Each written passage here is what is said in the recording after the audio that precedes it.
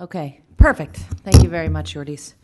Good evening, everybody. I'd like to call to order our MEA Board Meeting for Thursday, May 5th.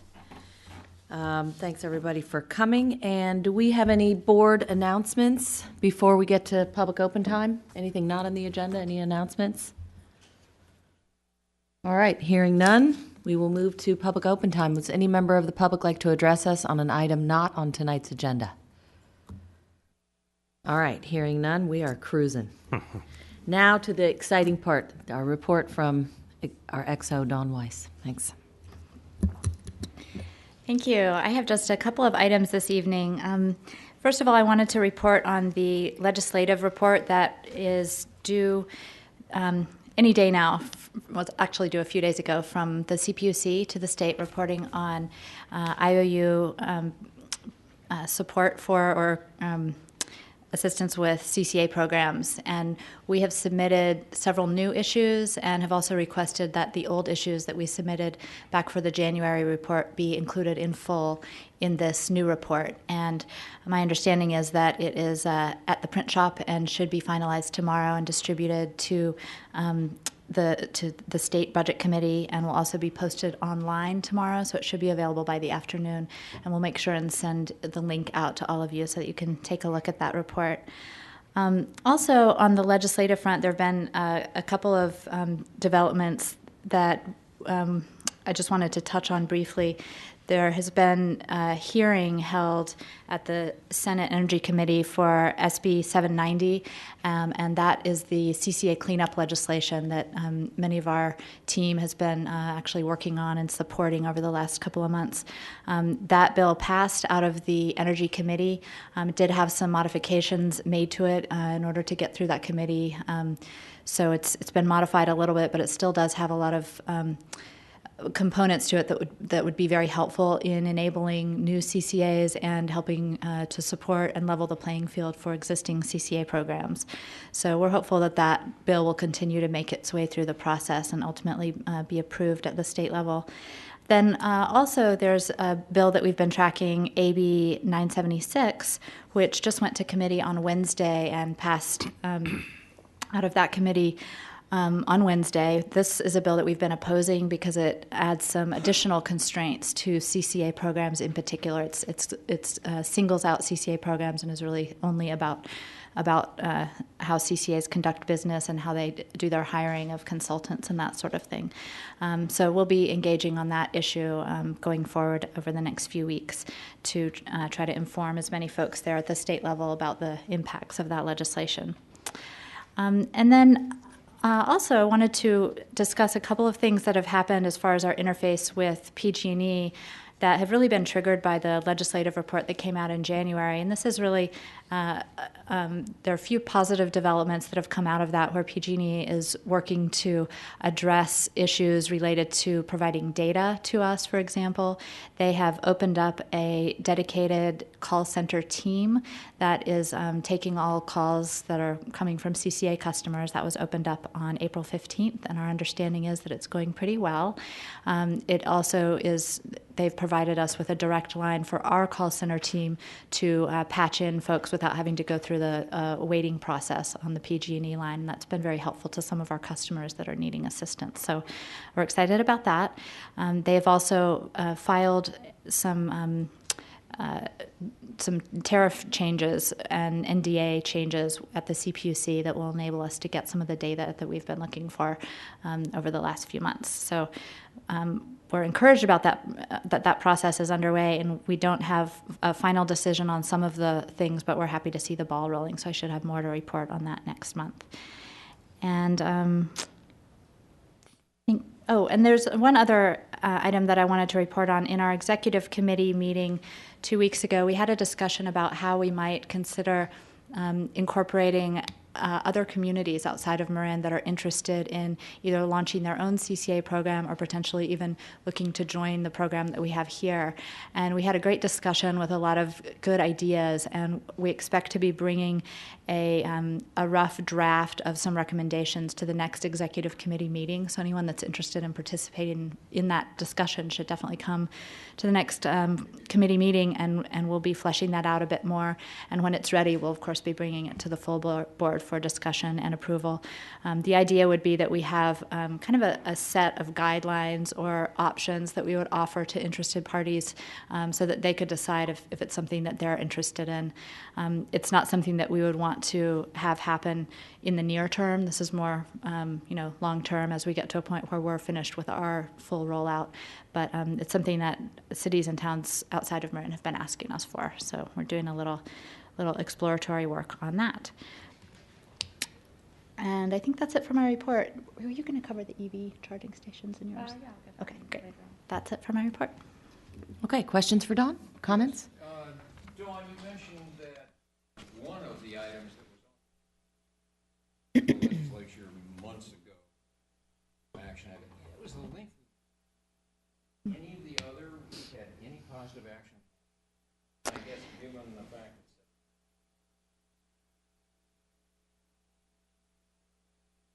Yeah. I would say it's more of a silver lining than a grand success.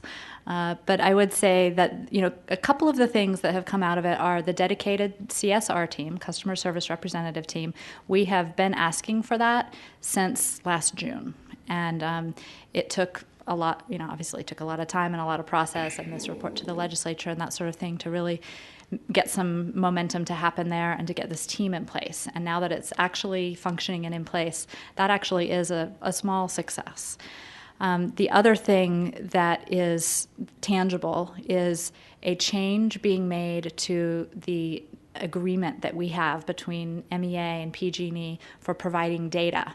There were some very minor language changes that their legal team wanted to make to that form that would then enable them to provide care data to us, information about which customers are care customers and which customers are on a payment plan, that sort of thing.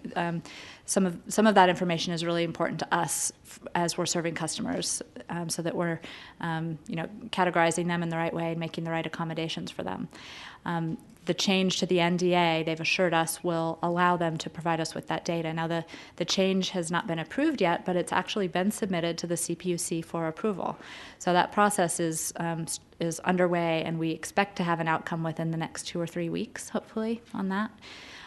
There have also been some changes suggested for the tariff. The PG&E has a set of tariffs, and Rule 23 is the portion of the tariffs that relate to community choice aggregation programs. And they proposed a set of changes to Rule 23 that would enable them to do some other things that we've been looking for as part of the legislative report. We're happy with some of their changes, but asked for some additional things that we thought were necessary to address a wider range of issues that we had and to more clearly address the issues that they were attempting to through their initial changes. So our response to their markups is kind of having to make its way through their legal team and is taking a little bit of a longer time there. But at least the process is underway. So we're seeing, a little bit of tangible movement there. We're also seeing more resources at PG&E being provided to us as far as people resources, human resources. We, instead of having one point of contact without very much ability to make things happen, we now have several points of contact, about 4 or 5 different folks in different parts of their organization that have been able to better address issues a little more quickly than we've seen before and kind of pinpoint how solutions can be made to address issues. So we're seeing a little bit of a better responsiveness on day-to-day issues that are coming up. A recent test case is we've just done a mini enrollment of a group of customers that should have been enrolled when they moved into their addresses and weren't. And this took a bit of time to get data transferred between us and PG&E, but they have been responsive and trying to solve that problem collaboratively with us in recent weeks. So that's been really promising. And that other issue, that is actually the third issue that's kind of a tangible issue that we had in the January report that has now been formally addressed, and that is that new customers moving into MEA addresses are being enrolled first with MEA, receiving terms and conditions, and being informed of their right to opt out, which is the way that it should have been handled. That is now being handled correctly. So there have been a couple of successes there, but I'd say we've only hit about 20 to 25% of the issues, and there still remains another 70% outstanding. So there's a glimmer. Yes. Sorry? Dawn, have you already inked the language around the CARE program, data transfer back and forth?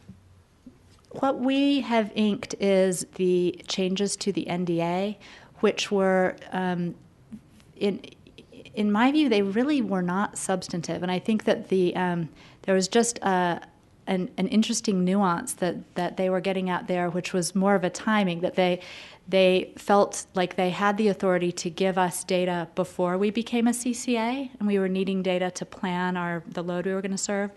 But they didn't have the authority to give us data after we were an existing CCA. So they added the word existing or up and running or something like that. I don't remember exactly the language, but it was just one very minor change that they made to the NDA, and they have via email traffic, they've said, yep, this is all we need to be able to provide you with this data. We're positive this will do the trick. So it's a very minor change. I'm happy to share it with you if you like. And we've agreed to it, but it hasn't been approved by the CPUC yet. Okay. Well, the reason I ask is that the CARE program, having gone through this, both at the Telecommunications Authority as well as in Sausalito's own efforts to subsidize some sewer rates that have gone up pretty rapidly, is the best administered program between Pac Bell or even the Water District in terms of knowing what people's criteria and meeting them, and they administer it very well. It's very hard to get that information from PG&E if you don't have the kind of relationship that you have with them. Instead, you make people drag in like copies of letters, and sometimes those aren't up to date and all that kind of stuff. So if there's any way, not to throw more on you, that the MEA could serve as somewhat of a clearinghouse if a municipality is willing to sign a similar NDA about that data, or maybe it's just something to keep in the back of your head for the next time this discussion comes. It would be very helpful, I know, to a lot of the other programs that some cities and some of the JPAs are running. That would be helpful. Yeah, we are held to some very strict confidentiality criteria, and so the idea of us sharing that data outside of MEA with other agencies could put us in some legal jeopardy, but I'll certainly look into it. Yeah. Anything else from other directors? I would simply like to say, Dawn, I want to pass on a huge compliment to you for all of the incredible work that you did related to SB 790 and more recently AB 976. I need to tell you all that Dawn was up there, on the hot seat in Sacramento, not once but twice, really batting for CCA, and as usual, you just did an outstanding job, just outstanding. So thank you very much for your efforts, and there's a lot more to go. So we're going to need everybody to participate in supporting SB 790 and really now standing up in strong opposition to AB 976. The other thing I want to report is that Senator Leno did offer up an amendment to rename Senate Bill 790 in honor of Charles McGlashan. So I believe it is now proposed as the McGlashan bill, which is very cool. And Dawn, last question on AB 976. Is the version that passed through the House, Was that the amended version that we could live with, or the original version that is a poison pill for CCA? Well, the amended version was not the amended version that we proposed. Okay. The amended version was still very similar to the original language, which doesn't affect us because we're already up and running, but it would affect future CCAs. And even if even if we weren't up and running, it may not affect us anyway. But it really constrains the way that a local government can receive technical assistance, and particularly cuts off the point at which you can use a technical consultant team to be right at the point where you are commencing service to customers. So you can't use the same team before you commence service that you use after. And based on our experience, the point at which you're commencing service is absolutely critical. That you have, your best and brightest, working together closely to get a program off the ground. And so, it is further constraining a very, very difficult thing to do.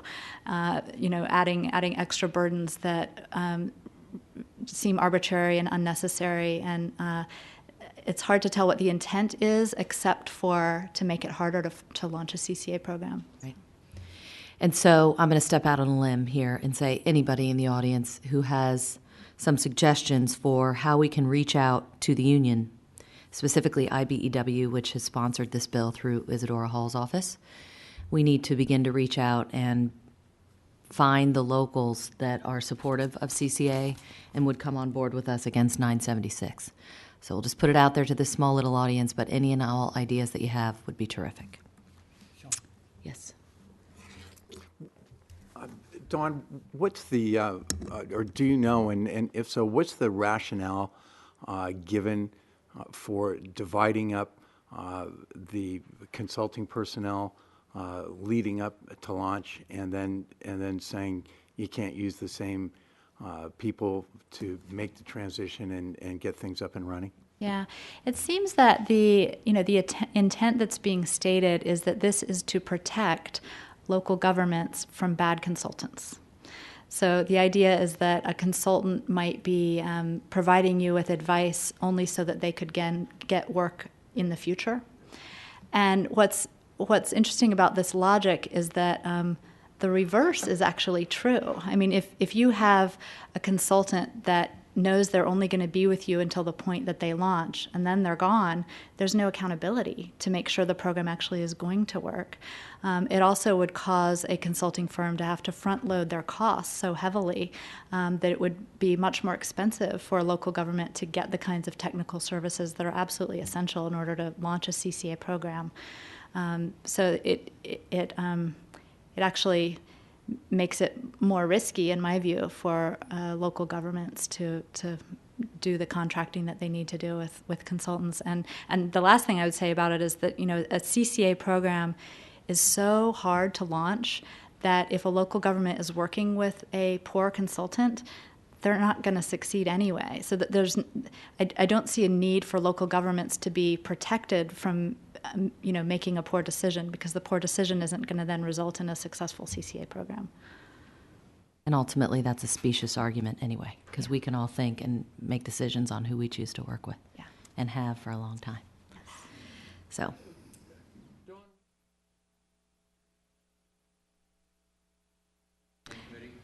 Or is it 790? I've testified for 790, but I have not testified for 976. Okay, other questions? Members of the public, anything on the report from the XO? All right then, let's go to item 4.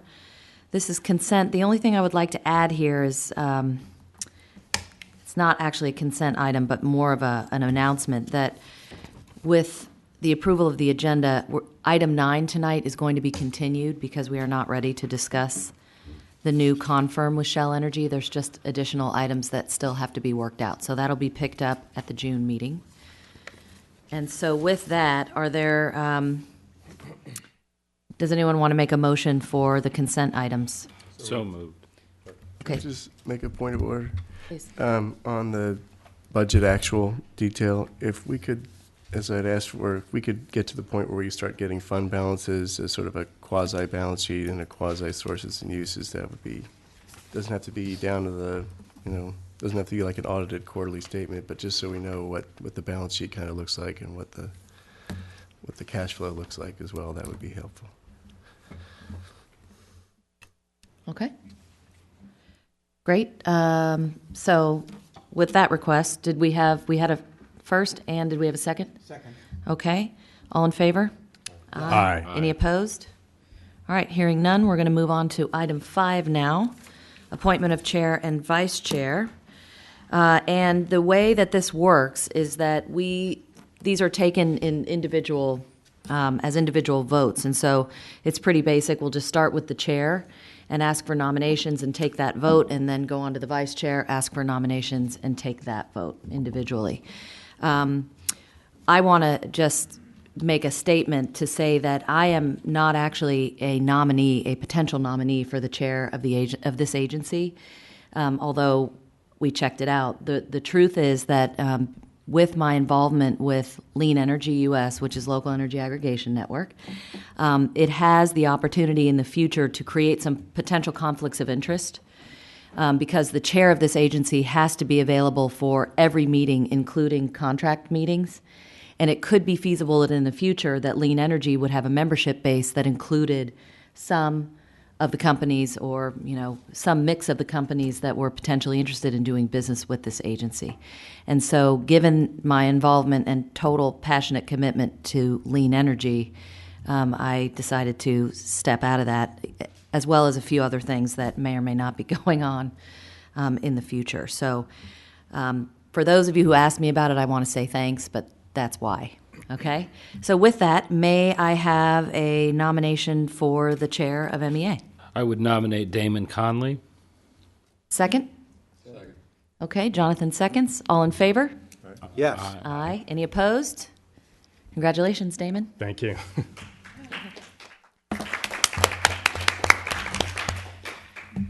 You want to say something, or should we do I the next do, this I next do if you round? guys will indulge me. First of all, thank you to my colleagues. It's really an honor to be able to serve in this way. And Sean, thank you for your excellent leadership. I look forward to continuing to work with you as we go forward.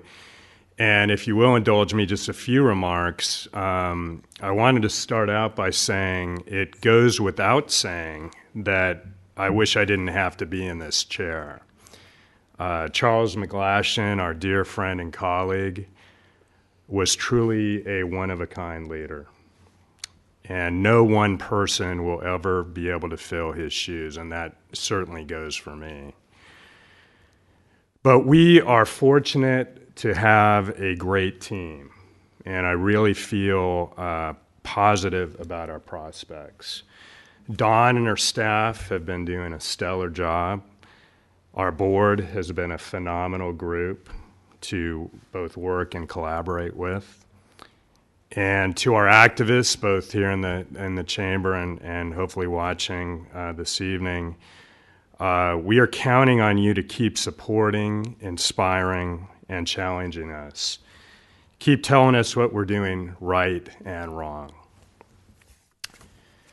The agency is now in a good place. We'll continue to work to keep it fiscally sound as we move forward to phase 2 with new customers coming online, and continue to offer competitively priced renewable energy products that are having a tremendous impact on reducing greenhouse gas emissions in our community. We all feel fortunate to have been in a time and place where we were able to know and work with Charles. I look forward to working together to continue implementing his vision with all of you. Congratulations. Do we switch now, or what happens? Sure. Do we want to switch? Okay, Or very just good. hand that thing Oh, over to me. Okay. Okay, so we now need to accept nominations for the vice chair position. I nominate Sean Marshall to continue as vice chair. Do we have a second? Yes, I'll second that. Okay, any other nominations? On the motion to nominate Sean Marshall as vice chair, all in favor? Yes. Aye. Opposed? All right, Sean, you're unanimous. Congratulations. Okay, I have to say a few things too. Okay. I want to, really quick though, Damon, I just want to Yes, echo what you had to absolutely. say and also just acknowledge your leadership as chair of the TechCom for the last year plus, really, since we started all this before our official launch, and just say that you were actually a natural choice to step into Charles's seat, and nobody wanted to have this agenda item, just as you say, but I do actually think Charles would be completely thrilled with the outcome here. So congratulations, and we should probably switch chairs. Okay. All right? Because I like being on the left, by the way. Don, can I ask you a question? Is the county of Marin going to send an alternate at some point?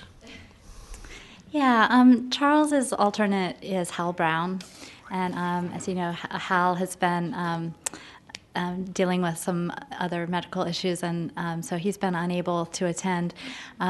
Both Steve Kinsey and Susan Adams have offered up their time if we are in need. So we may be bringing them, inviting them to come to the next meeting, depending on the timing of the governor's decision.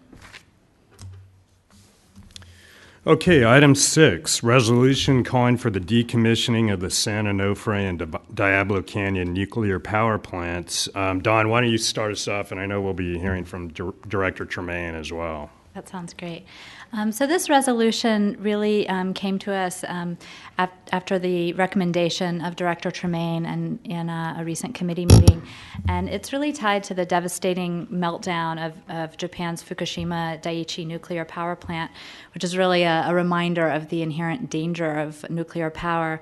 And given that we have two similarly located nuclear power plants, San Onofre and Diablo Canyon in California, it certainly raises concerns about what might happen if we were to have an earthquake here in California, what the impacts would be on the people and the infrastructure here.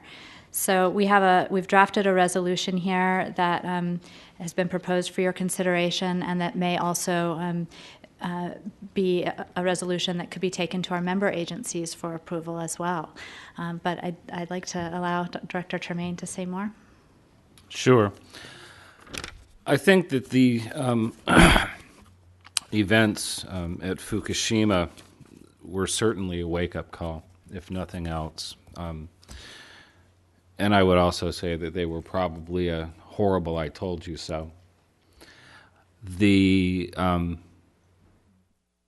long-term damage that is going to be suffered by that area is really pretty unimaginable, as was Chernobyl.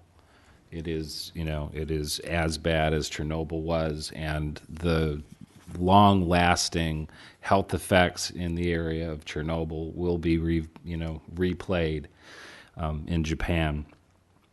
And here we sit with two similarly situated nuclear power plants, one in our own region, one in Southern California.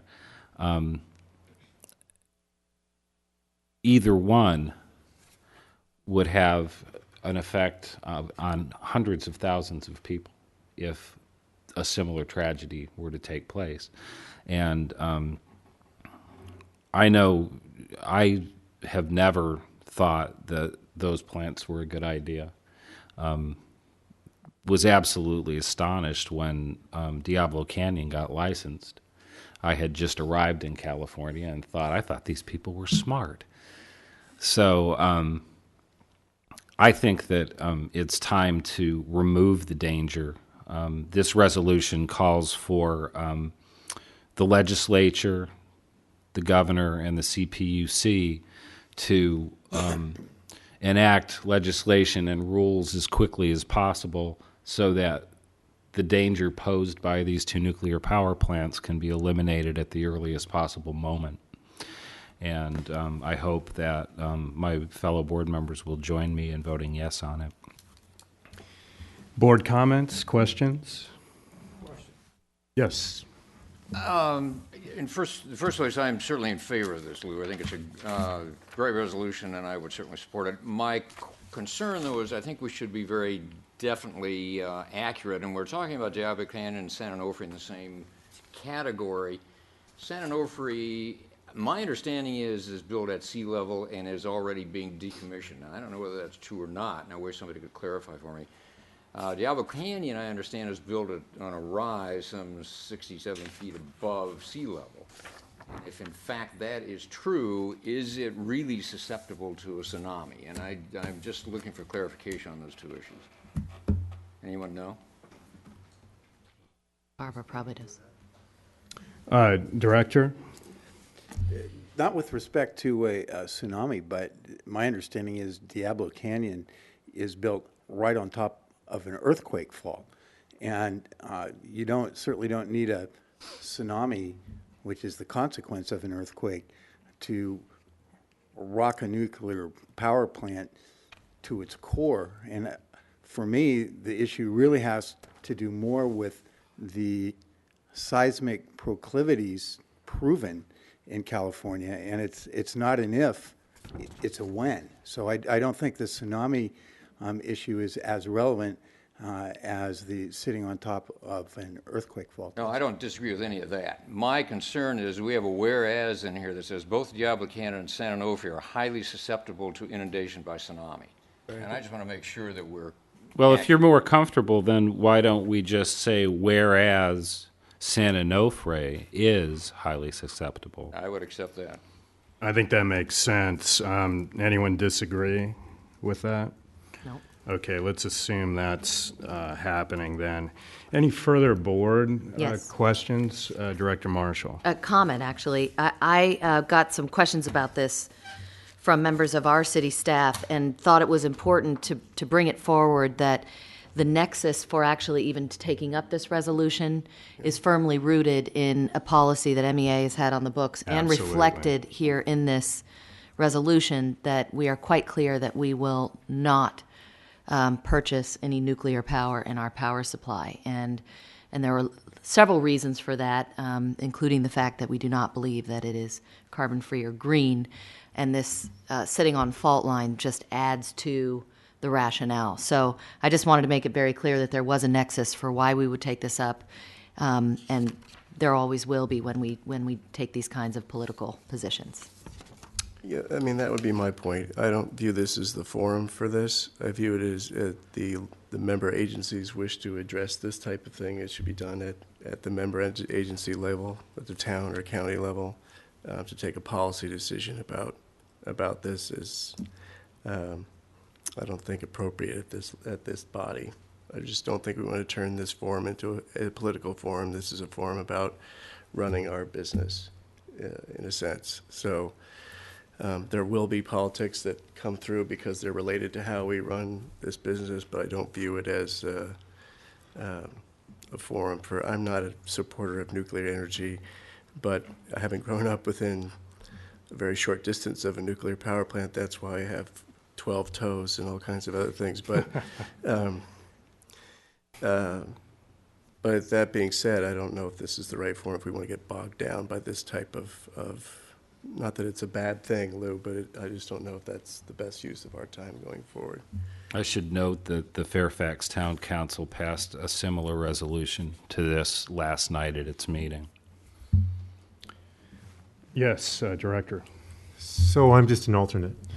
But I guess I would piggyback on Jonathan's comments just as kind of an outsider.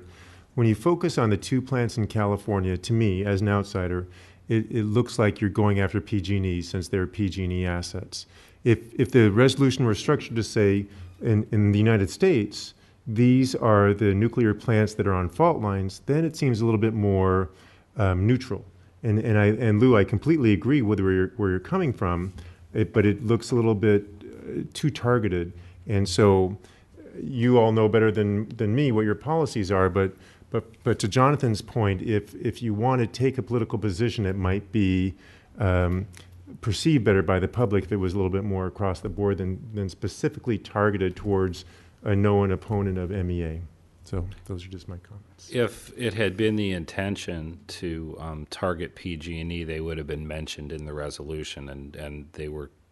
It was I was careful not to mention them in the resolution because this is not about who owns the nuclear power plants. It's about where they are, where they're situated, and that's a dangerous thing.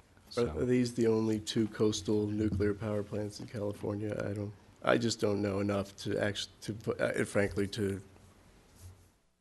I got this in the packet, and there's nothing to support it, so I don't know what's right and what's wrong, but Sure. I'm not in favor. Yeah, and actually, I was going to ask, are these actually the only two plants in California? That's my understanding, right? That's mine too. Okay. Well, okay, so I've got a question, and it would require us to come back, but I'm wondering if we could, if it suits folks better, if you could remove specific references to Diablo and San Onofre, but instead rework the language to be more broad, to say a resolution of the MEA calling for the decommissioning of any nuclear power plant along a California fault line. And that way you haven't named, I mean, I'm not sure what that really gets you other than perhaps softening the existing language. But I mean, if that's something that would be a fix that would be more palatable to folks, maybe we should consider that. Let me throw this out, and we definitely want to hear from the public as well. I mean, I see a couple of rationales. One, you aptly stated, Sean, where we actually are on record as a matter of policy that we will not procure nuclear or coal, that we're in the business of enhancing and improving the renewable energy content for our customers. The vision we are pursuing, and I think it mirrors a vision that I think a lot of folks are interested in pursuing in California, is that our community's future, our state's future, is in developing renewable energy and moving away from nuclear. So in a sense, I think that's another nexus. It's kind of what we're all about. And it would be a strong policy statement, but I see that as a separate rationale. Well, maybe that's the way to craft the language then, is to accomplish what Lou's trying to get across here, so that it's both dangerous for a variety of reasons, location, Yeah. as well as maybe the inherent technology behind it, but also that the reason that double nexus is not just we aren't buying it, but we're seeking to, our goal is to, part of the whole movement in California to Right, get away combined from, with the safety and environmental move issues. towards renewable resources that are more controllable and safe. I mean, that might be a way to just massage it a little bit. Yeah. I mean, Sausalito's a nuclear-free zone, so I'll vote for this. So, but I just, and I hope Greg looked at it so that we were, okay, so maybe that's one way to kind of just take it a double stab at it. So there are two reasons to put it forward. So would you add those two reasons as recitals?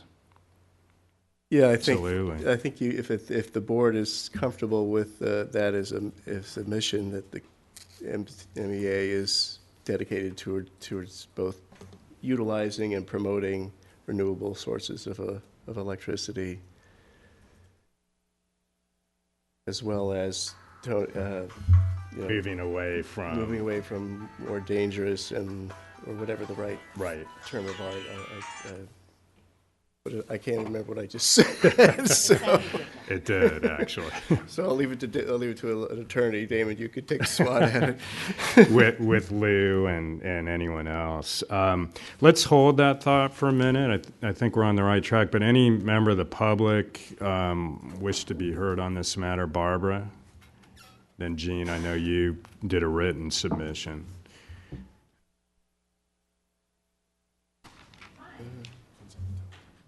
Welcome. Meeting last night where we approved the resolution to be put through, right? Yesterday at the two proceeding of the CPUC,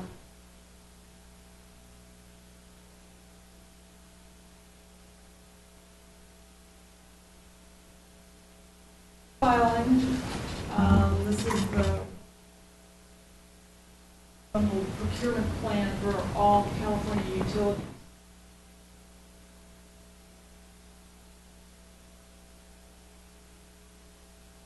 Acting on renewables. And as for the shutdown of the, by the way, their capital is owned by PG&E.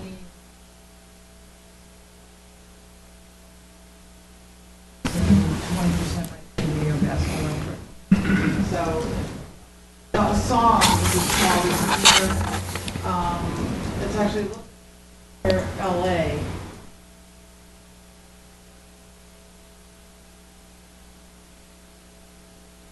South of Orange County, and it also, anyway, the disaster of Fukushima is ongoing.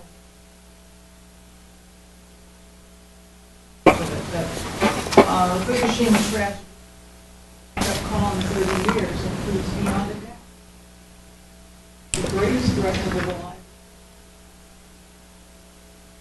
reliability of the economy and the reliability of the human race. We talk about the fact that Japan, economically as well as environmentally, closed by saying we should appreciate having literally shut down and rather than having to endanger workers and the public, trying to obtain a partial shutdown under desperate emergency conditions, like in Fukushima and Chernobyl. Decades of wrestling with unquiet reactors, having to explain to former residents why vast regions will be uninhabitable for centuries.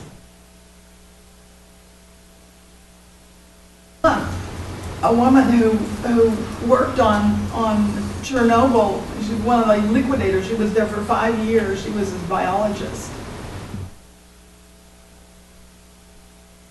And she described how pretty much everybody that she worked with is dead. A group of scientists that were sent there to study how bad was the radiation.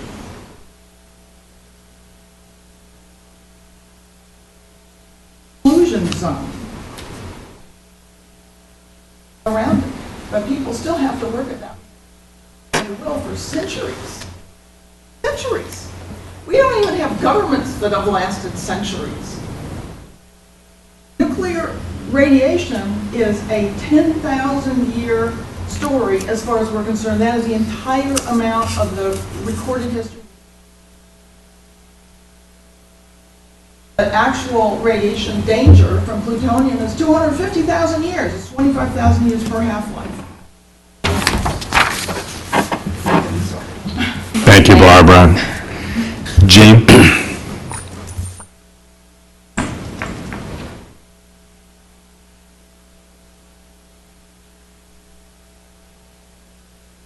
Board members would definitely consider the facts related to this matter. So first technical fact, Japanese disaster was very little damage to the reactors themselves by earthquake. That was caused by the tsunami 30-foot wave. Quoted the diesel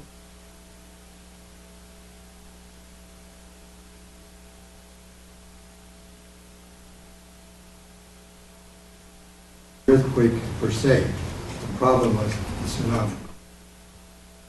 Second fact, tsunamis are caused by earthquakes involving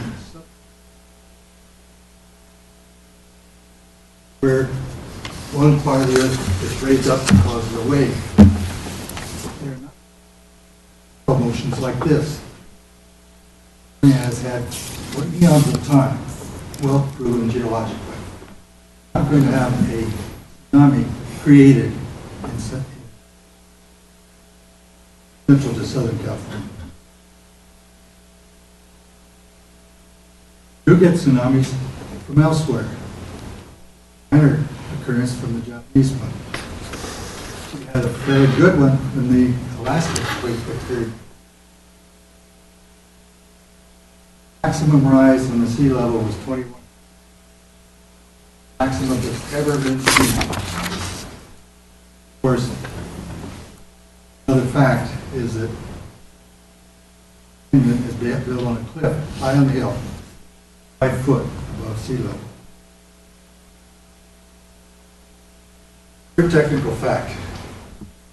If you were to shut down both of those nuclear plants and replace them,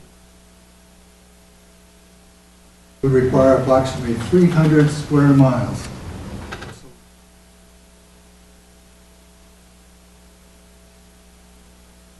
300 square miles.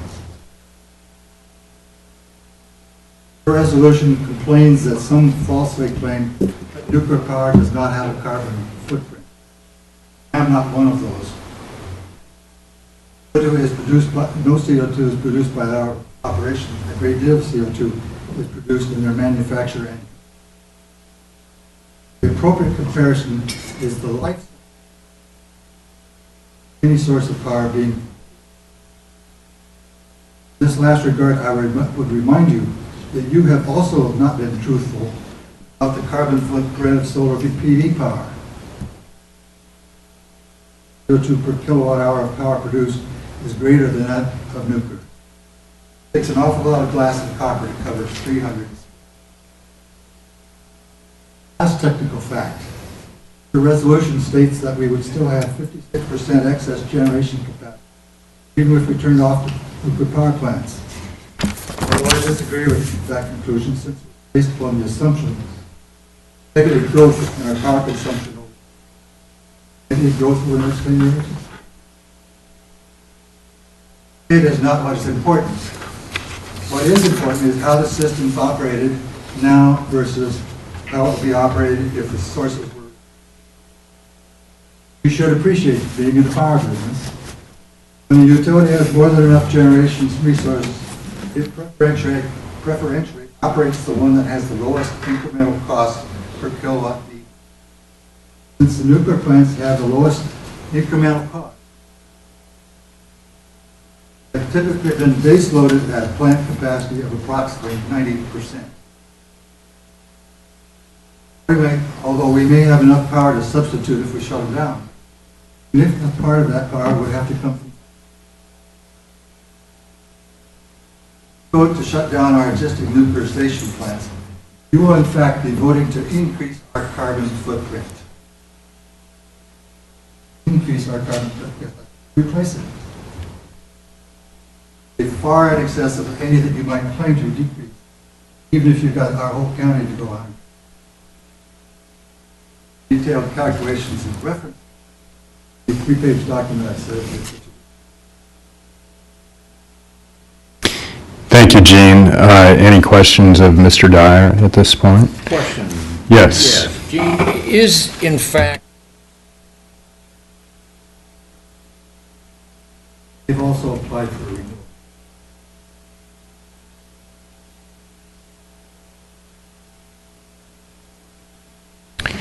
Thank you. Any further public comment? Thank you. Okay, let's bring it back to the board. What's your pleasure at this point? Do we want to do some wordsmithing now? Do we want to study it a little bit more? I have written a recital to cover your comments. Okay, you want to tell us about it? Yeah.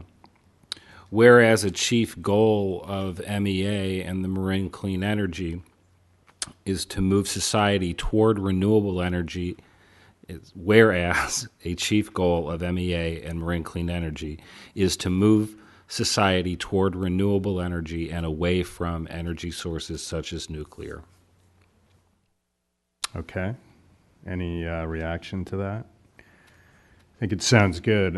Director Leone, I notice you scribbling away. Well, I just wanted to, I try to be a little careful on how a lot of the whereases in a lot of our legislation is written, just so we know, and I just have some quick questions to staff, and if you can answer them, that'd be great. And then I have some wordsmithing that might make it so we can get through with this and be comfortable with what the whereases all say. Are you aware of whether, I just don't know, whether Diablo Canyon and San Onofre were analyzed by the NRC for earthquake or tsunami danger prior to licensing. Do we know that as a factually? No, we have not done a lot of background research on either of those facilities, but we're happy to do that if that would be the preference of the board. We could certainly bring the item back. Okay. Looks like Mr. Dyer may have some information. Wait, we Yeah, come on up to the mic. I used to work for the all nuclear plants go through huge earthquake, very specific. I would counter that by saying I read a transcript from the Nuclear Regulatory Commission's deliberations on whether or not to include earthquake in the safety study. And because it hadn't been done in San Onofre 20 years prior, they thought that it would make them look stupid to do it now. And by the way, horribly unfair to PG&E if they included a study of earthquake in the safety plan when they hadn't done it for San Onofre. So they made the conscious choice not to.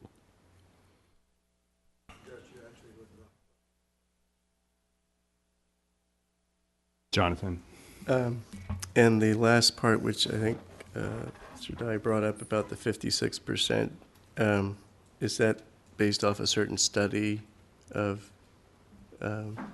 electric power generation, construction, and consumption? Yes. Yeah, this figure is based on some analysis that has been, or some data that was provided to the CPUC recently by the IOUs. But I think that it would, because this is a kind of a top of the line figure, I would recommend that we actually modify this language so that instead of saying that access would be up to 56%, just to be a little more clear, we could say could be as much as 56%. That's good. Yeah.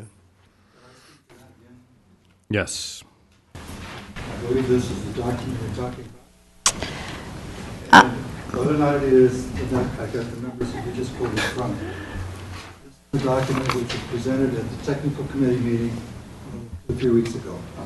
And it's written by the Women's Energy Bank. It's labeled, it says power in California with or without. If you look at the reference at the bottom, and if you look it up on the internet, you'll find that it's an attachment to a memo, an internal memo, which was sent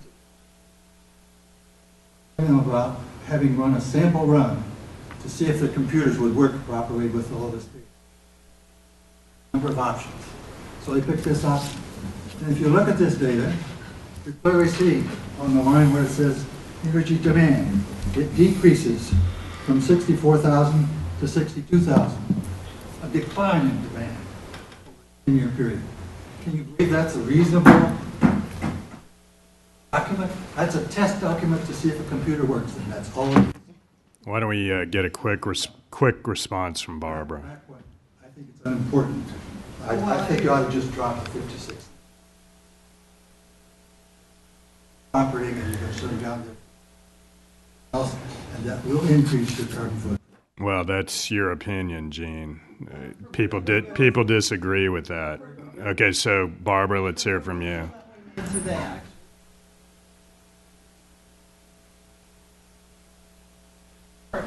Is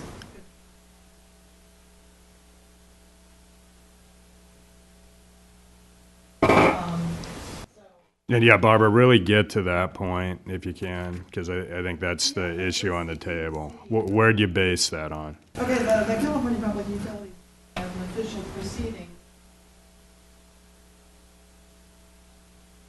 This is the chart that is from a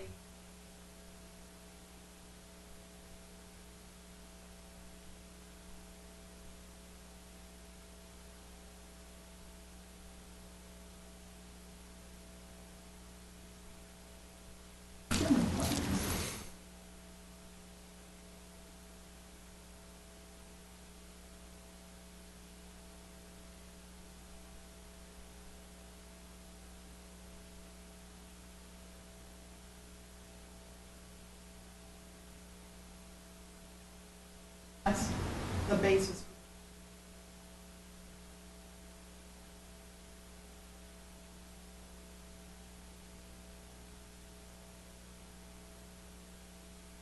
It is decreasing is because they're $1 billion a year. One of the things that we're proposing is, fastest and cheapest energy that you can get.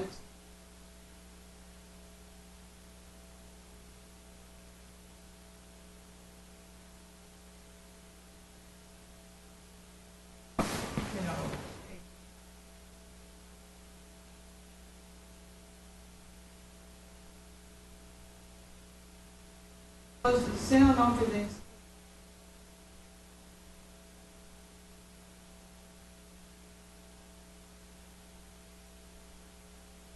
Diablo Canyon is not.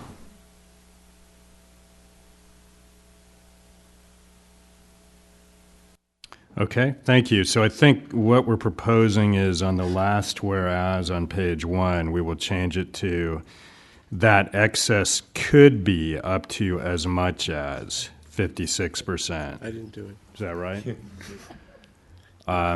Any further comment on that? I think that was good. Okay, Jonathan, do you have any other? Yeah, I was just, and not to water it down, but I think the point is to be accurate in some of these. And so let me just give it, and you can take it or leave it for what it is.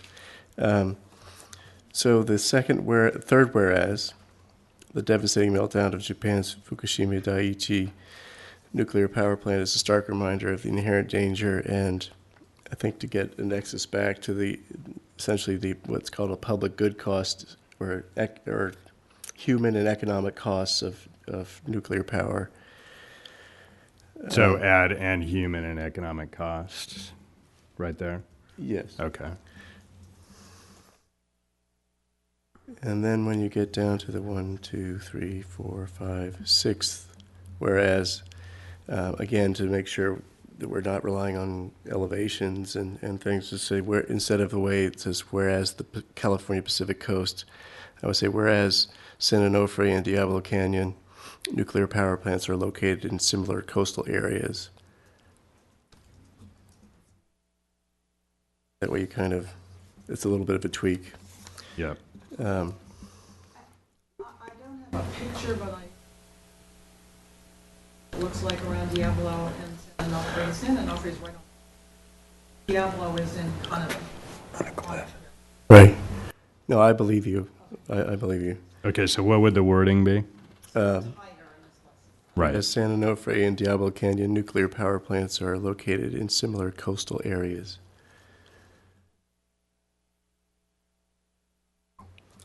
And then skip down to below that, whereas Diablo Canyon and San Onofre may be susceptible to inundation by tsunami. Again, I don't doubt it. I just don't have the science here to state emphatically that that's true. Actually, there was a suggested change already to that, which was whereas San Onofre Is highly. is, yeah. but let's go to maybe. Okay, that's fine. It is, I think, because we took Diablo Canyon out of there. Yeah. That was the change there. Okay, that's fine. Is.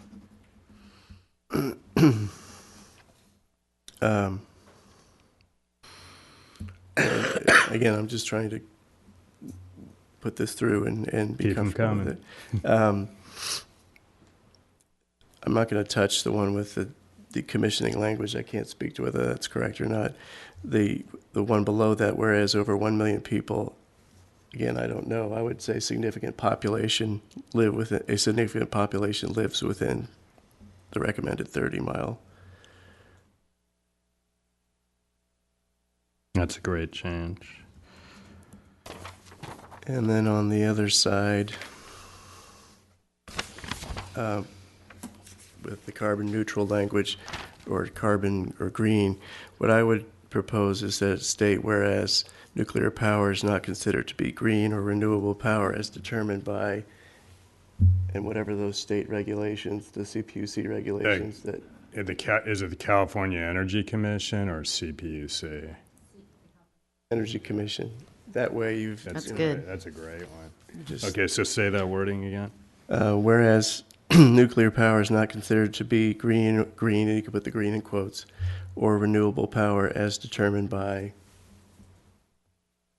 California Energy Commission. And then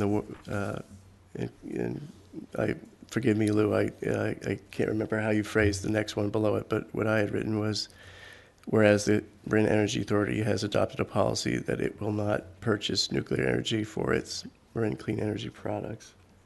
Actually, the way that that staff wrote it is the Marin Energy Authority does not allow any unit-specific purchases of nuclear energy for its marine clean energy products. I mean, that's the technical way. What I thought is maybe in layman's terms, we can say the Marine Energy Authority does not procure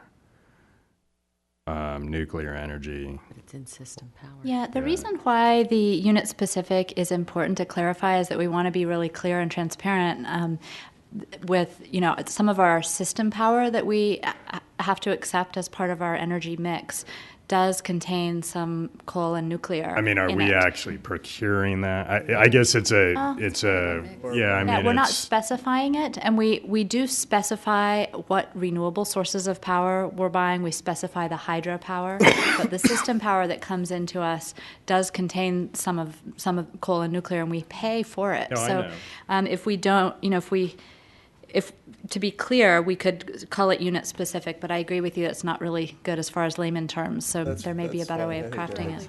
Yeah, I mean, let's be as accurate as possible. But it's part of our mix. It's part of our contract. I think the way it is fine. I think the way it is keep it as fine. is. Yeah, You could say, okay. whereas the Marin Energy Authority has adopted a policy that does not allow for blah, blah, blah. For unit-specific purchase. Yeah, just to reference it back to our adopted policy. Right. Okay. Has adopted a policy.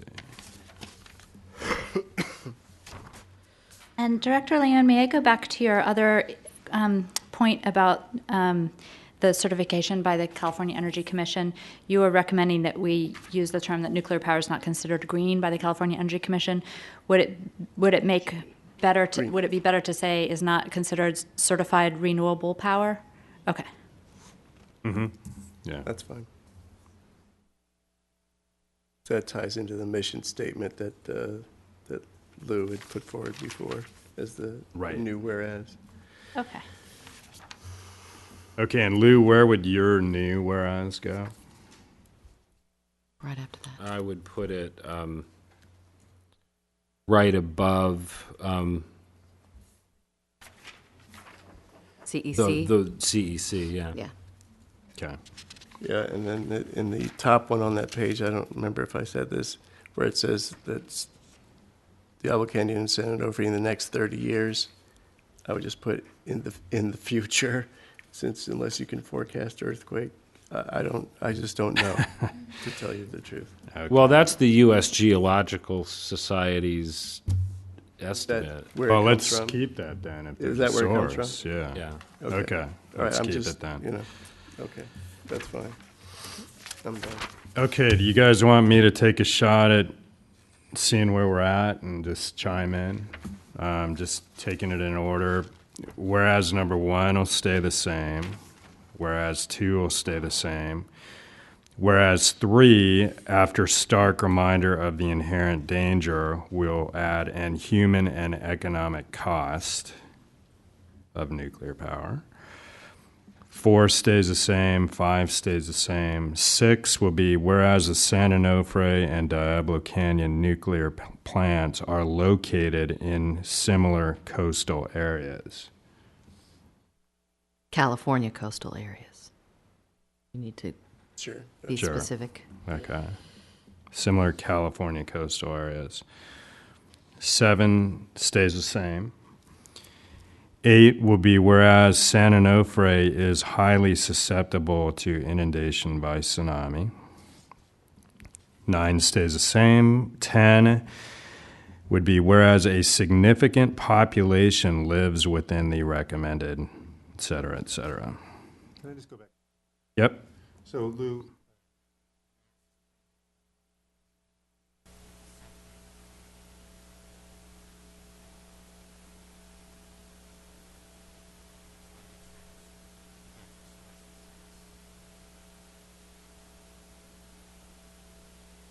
Barbara?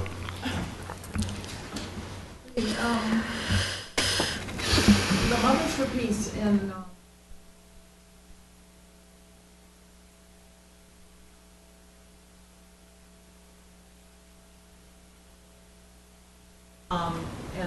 on the basis of this, they were not going to consider earthquakes.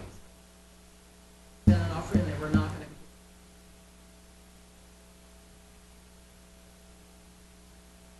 Guided by Robert Bork.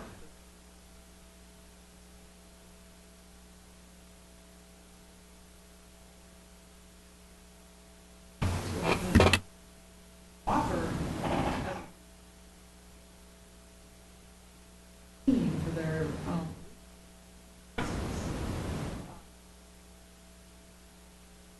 commission said that they need a big dispute right now. yeah, I mean, I don't dispute what happened, and I really, literally, I only spent 5 minutes looking at this thing, but you know, 5 minutes says some people have evaluated it, and clearly you disagree. I'm just wondering if we're going to stand behind something, how firm we want to be in saying that nothing since has ever been How about evaluated this? as far as earthquake. Why don't we write it such that it says that whereas neither Diablo Canyon and San Onofre may have been adequately Analyzed for studied. the impact of earthquake or tsunami danger, and leave out the prior to licensing. That's fine. Well, I mean, I'm very confident that this is an accurate statement, and it makes specific reference to the fact that the Nuclear Regulatory Commission has not. Now, I don't know who else might have, but the NRC didn't, and it was their job to have done it. and they haven't since. I mean, to this date, they never have. See, and not to NRC hasn't, no. Never. And that was the hearing that Lou described. I have the transcripts of it, and I have the, excerpts from it, which are Palladino says, quakes are no worse than thought.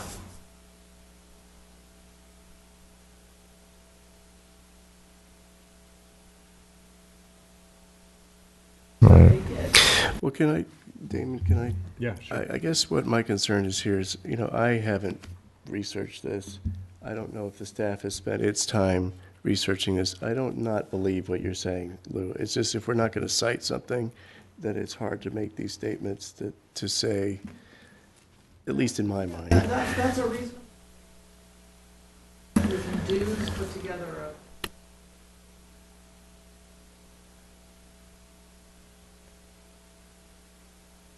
I mean, it almost needs to be footnoted. Mm-hmm.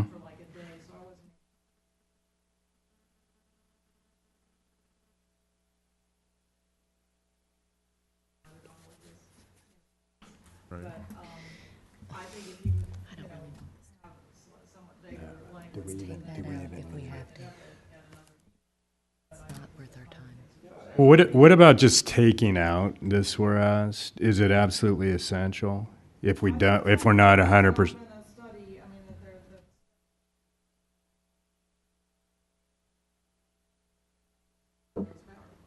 Okay, but This, and that's Barbara- different than and what Barbara this put it says. forward, and if Lou is amenable, why don't, we've changed pretty 80% of the wording here, and I want to make sure both that Lou and Barbara are happy with it, as well as that we can stand behind some of these things with citations, and maybe it's something we could come back, as you said, at the next meeting and just tightened up a little bit and with the appropriate citations. I don't have a problem with what you're trying to accomplish here. I just want to make sure it's a little tighter than defensible. it is. Yes. Is that kind of where everyone's at this point? All right. Well, let's. Okay, not. Sean. Frankly,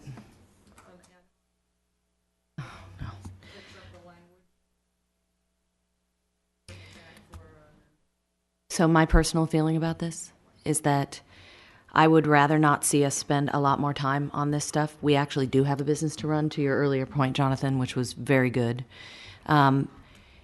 If there is something in here like this one about the NRC, personally, if it were removed, I don't think it affects the overall general impact of what we're trying to do here. That's fine. And I I say personally... let's take it out. Let's take it out, let's finish up with the edits that we have, and then take a vote and be done with this, because I think we need to move on to other stuff. Okay, so number 9's out. 10 we already did. 11 stays the same. 12 will be, I think we already did that one, whereas that excess could be up to as much as 56%. Or just could be as much as, right? 56%. Whatever the correct grammar is. A double positive. 13 is staying the same. And then, Lou, there will be a new 14, is that right? Okay, why don't you just say it one more time? Whereas a chief goal of MEA and Marin Clean Energy is to move society toward renewable energy and away from energy sources such as nuclear. Okay. New 15 will be whereas nuclear power is not considered certified renewable power by the California Energy Commission. 16 will be slightly modified to say that whereas the Marin Energy Authority has adopted a policy that does not allow,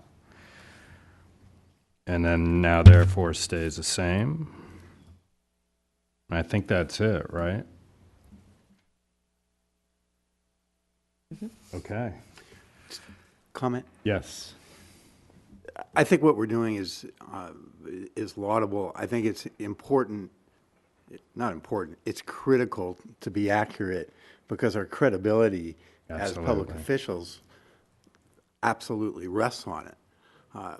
Overall, when you look at nuclear energy, and there's some discussion about exclusion zones, and when we have literally thousands of nuclear power plants spread throughout the planet, really what we're looking at in the big picture, I think, is the question in the long run whether or not planet Earth is going to turn into an exclusion zone. And so the stakes are very high. And I don't think we have to or ought not really to be so worried about whether we step on anybody's toes, because the stakes are so high. And so I'm in favor of all the wordsmithing that we need to do. I think it's better if we have a consensus and everybody can get behind it. But I don't see any need to be timid. And it has not been by being timid that MEA has come into existence and survived so far. And so whatever it takes to get consensus, I think is good. But I really don't think in terms of the ideas, well, we shouldn't single out the particular institutions because it may upset somebody. If there's nobody around to be upset, it's not going to matter.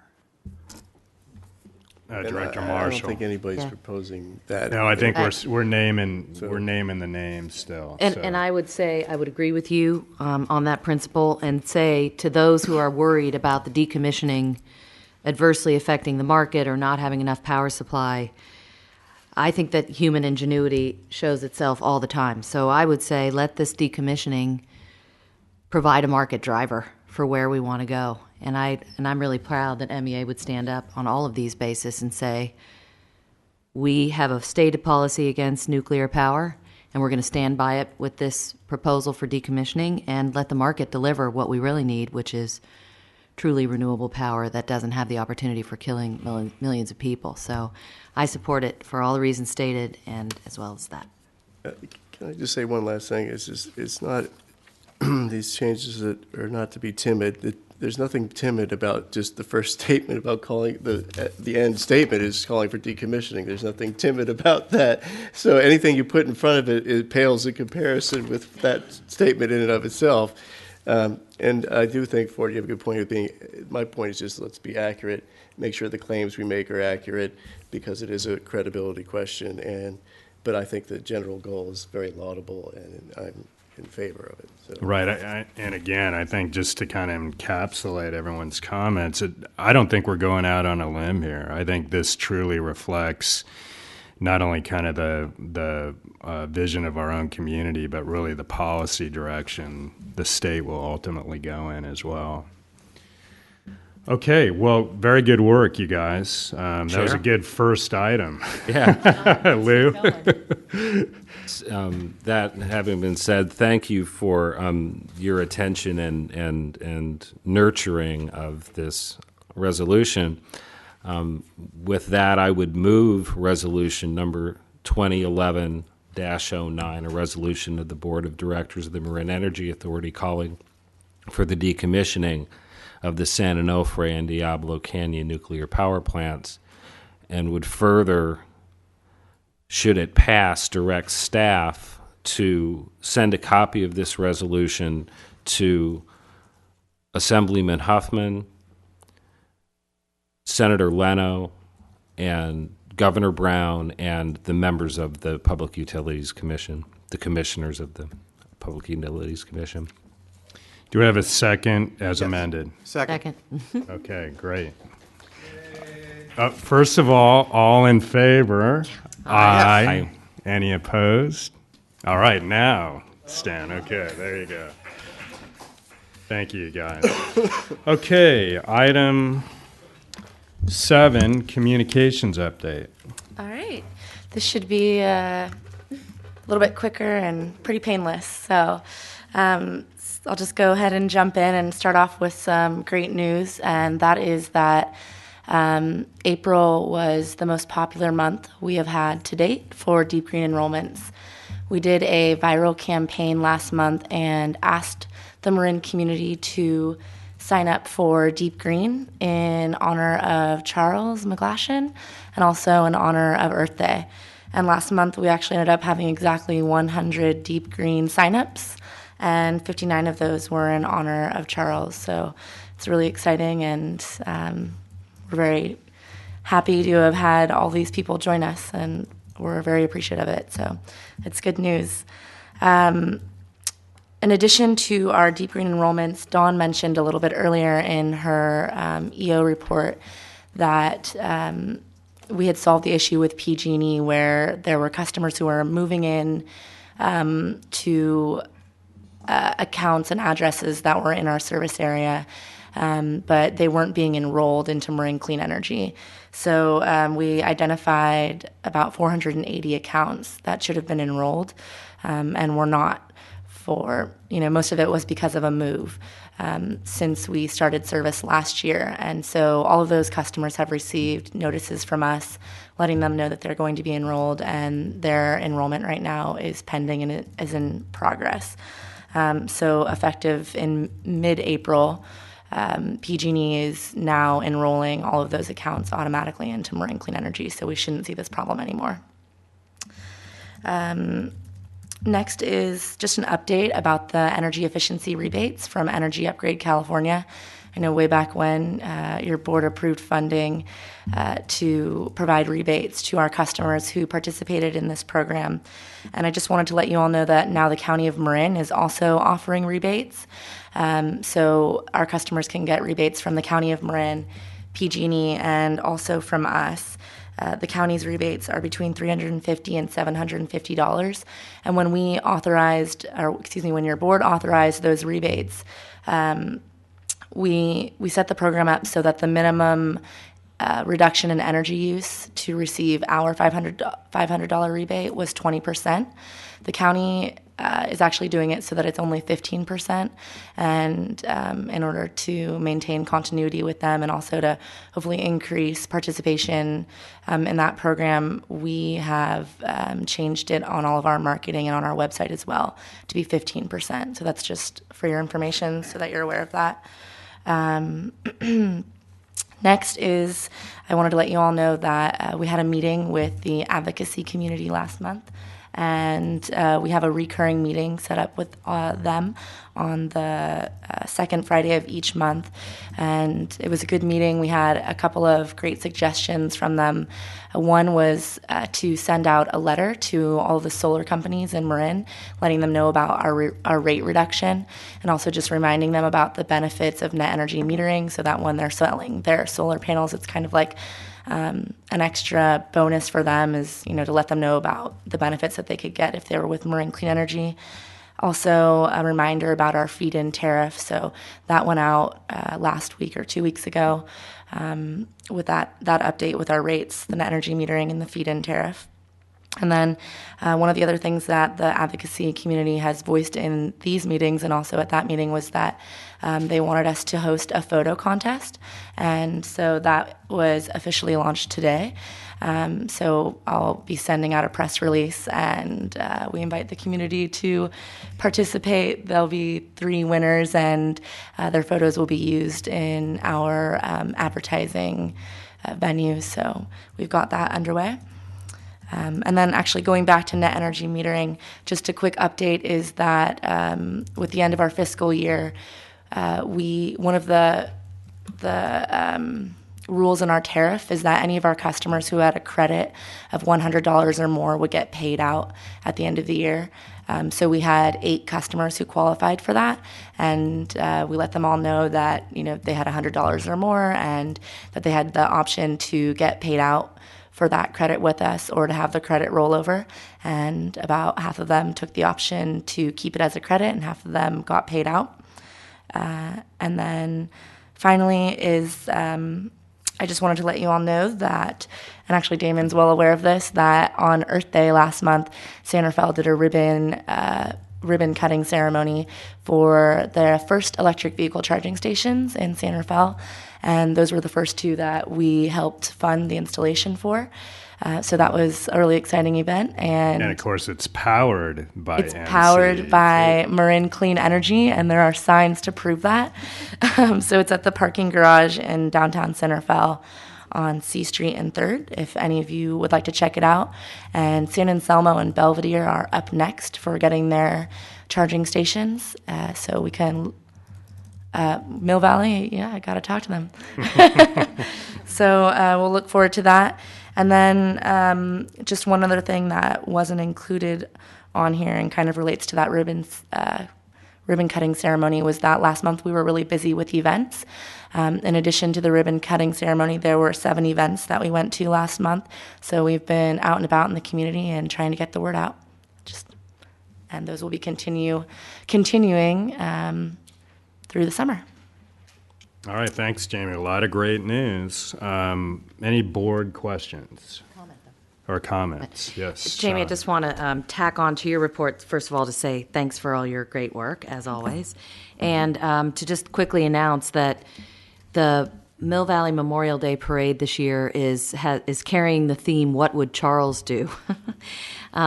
Which is very nice, but also allows us an opportunity to answer the question, which is he would sign up for Deep Green. So we're going to have a float that I believe is going to be sponsored by Megan Matson and some of her folks, getting people to sign up for Deep Green. And I really want to encourage board members who are available, bring your kids, whatever, come on down for Memorial Day and join our efforts for MEA. I think that'll be great. Thank you. Thanks, We'll Sean. also be in Sausalito that weekend for the Caledonia Streets Fair. So maybe we'll see you. Cool. Any members of the public wish to be heard? Okay, well, this is a discussion item, so you have something else, Jamie? I was just going to say, if you were interested, I can let you know. I'm sorry, were you talking about previous or future events? I can list the events that we had participated in last month, and I can try and remember off the top of my head which ones we have coming up. But last month, we did an Earth Day event at Autodesk. There was an Earth Day event at St. Raphael's Church. We did the Marin Marathon. We did an Earth Day event at San Domenico School, St. Mark's School, and Drake High School. And we also did an Earth Day event at San Rafael Joe's, and also the EV cutting ceremony. And then coming up, we have, so we've got the Sausalito, Caledonia Street Fair. We've got the Mill Valley Memorial Parade. We have the Marin Home and Garden Expo in June. We've got the Fairfax Eco Fest and the Marin County Fair. And, that's honestly all I can remember at the top of my head. But oh, the Marin Human Race. Yes, this weekend. Yes, on Saturday. All right. Thanks. Okay, thanks, Jamie. Item 8, regulatory update, Beth. And I should note, I meant to bring a double espresso tonight, but that hurts. Before you start, I just want to say, I read your supplement front to back. I didn't print it out, but I read it on my computer on the ferry and on the bus. And man, I don't know in what time frame you put all that stuff together. She's the one that needs the double espresso. Yeah, that's right. It's tough reading, but thank goodness you're doing it. It is critical. And it's actually really important stuff. But that it is like writing a court brief. I didn't realize that every time you file something with CPUC, it's not just layman's English. It has to be in this crazy question and answer. Oh my God! Yeah. But more power to you, I have to say. Thank you, and thanks for reading it. I think you're the one.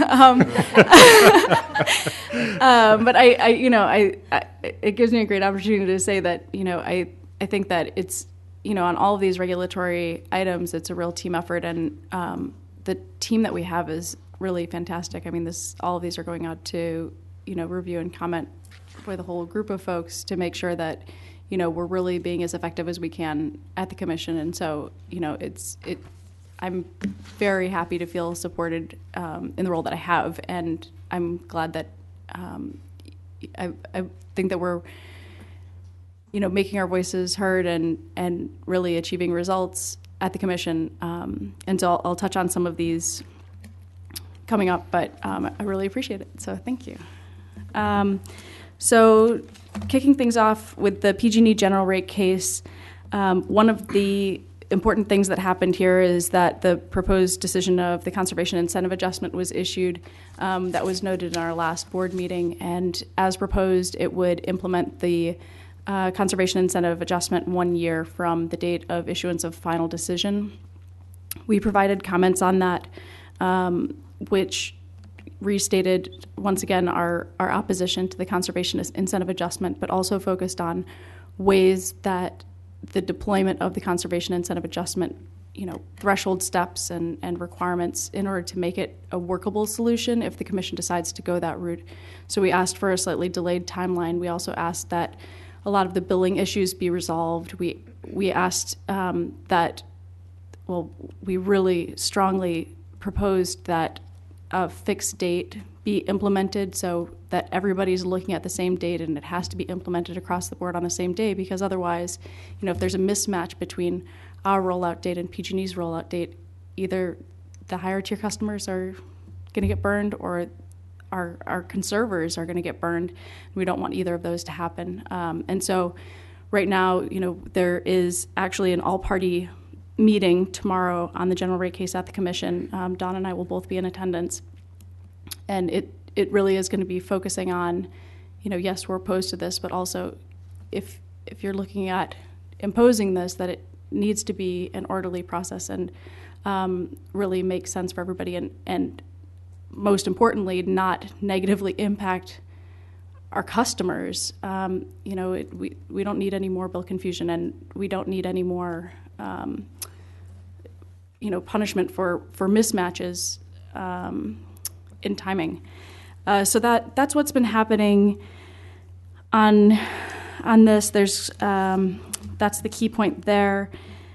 Coming up in the direct access docket, this is where all of the exit fees are taking place and an analysis of how we can incorporate a green adder to make sure that PCIA isn't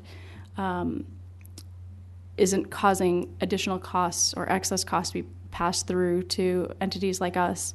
This is really the home stretch. Our opening briefs are due tomorrow, and this has been really spearheaded a lot by, we're working in a consortium. It's been spearheaded by City and County of San Francisco, along with input from Dan Douglas, Scott Blazing, and input from a large group of folks, including myself. And so these briefs follow testimony that was served at the end of March, and it looks like things are trending to having a very fair outcome that passes through appropriate costs through this PCIA mechanism. On the next point, on the CHP settlement, this portion of the CHP settlement is what resides at the California Public Utilities Commission, not at FERC. The only thing that happened on this item is there was CMUA, which represents municipal departing load. They entered into a settlement agreement with the settling parties to be exempted from part of this settlement agreement. We filed a response to their petition for modification, just requesting that anything that's settled, among other exemptions to the settlement agreement, don't pass on those costs that the departing municipal load, those costs should not be passed to us. The next item is the long-term procurement plan, which has been sort of an unusual beast. As you'll tell from the timeline, Track 2 actually happens before Track 1 occurs, and the process has been more Byzantine than usual, which says a lot. And from the giggles from Barbara, she's there, she knows it. So I think that two key things that have been happening. One, there was a proposed decision that related to CAM treatment. This is the cost allocation mechanism that allocates capacity costs as a non-bypassable charge. This is when the IOU enters into a power purchase agreement or now builds its own facility that serves a system or local reliability need. It's pretty undefined at this point. The proposed decision may be a little bit premature. We have filed comments on it that hopefully will clarify some of the issues related to ensuring that only capacity costs and only those absolutely necessary capacity costs are passed through as a non-bypassable charge, because otherwise the impact is anti-competitive. And furthermore, if we're building an asset, how is that going to be offset if we're providing a system or reliability need? Generally,